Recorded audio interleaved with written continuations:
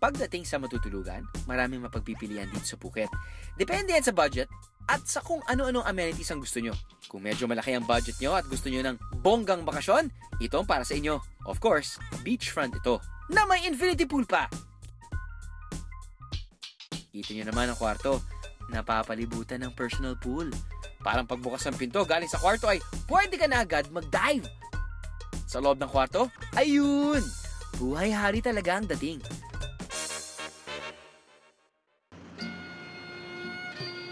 Kung trip nyo naman malavigan na lugar at accommodation, meron din sila niyan dito sa Phuket. Ang Old Phuket Town ay matatagpuan around 30 to 40 minutes away from Patong Beach. Iba naman ang dating ng lugar na to, mga biyero. Dito matatagpuan ang hile-hilerang century-old Sino-Portuguese houses. No wonder, idineklara nitong isang UNESCO World Heritage Site.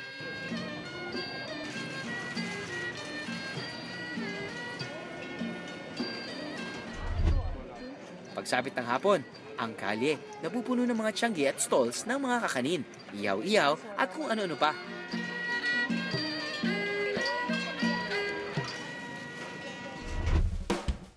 Silipin naman natin ang hotel accommodations. Katulad ng tinirahan ko doon sa Vigan, para ka rin nag-time-space warp sa sinuunang panahon dito. At 750 baht, good for 2 persons. Ayos na ayos na.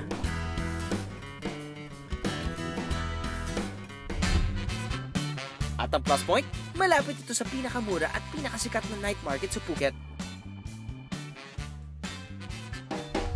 Dahil sa dami ng options sa palibot ng Patong Beach Resort, tiyak makakahanap ka ng mura. You can get rooms for less than 1,000 pesos a night or dormitory type rooms for as low as 600 pesos a night.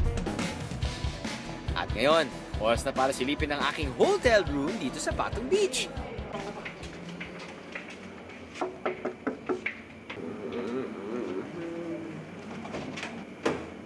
Oh, yes? Okay. So, we were thinking, alam nyo, dapat bago kami magbigay ng room raid review, tulugan ko muna. Gamitin ko muna yung banyo. Pagising ko sa umaga, damn! Woohoo! View! Parang square siya in shape. Sa gitna, andun yung swimming pool.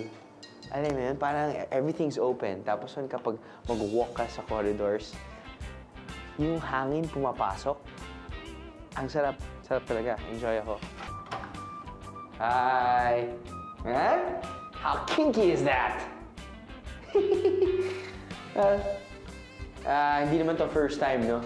Na na-feature natin ng isang hotel room na medyo nakikita ng mga tao sa bedroom kung anong nangyayari dito sa banyo. So, hopefully, ganun kayo ka-close. Bathtub, free water, of course, you got your toiletries. Lakas ng tubig. I like it. You know, you've got the works naman. Siyempre, meron kang ref, meron kang flat screen TV, meron kang fresh fruits. Pero ako, ang big plus sa akin, yung kama. Talaga. I mean, turn off ako sa sobrang lambot na kama kasi sumasakit yung likod ko. Pero sa kama na ganito na hindi sobrang tigas. May konting stiffness pero yun yan. Iba kasi pag kulang kami sa tulog,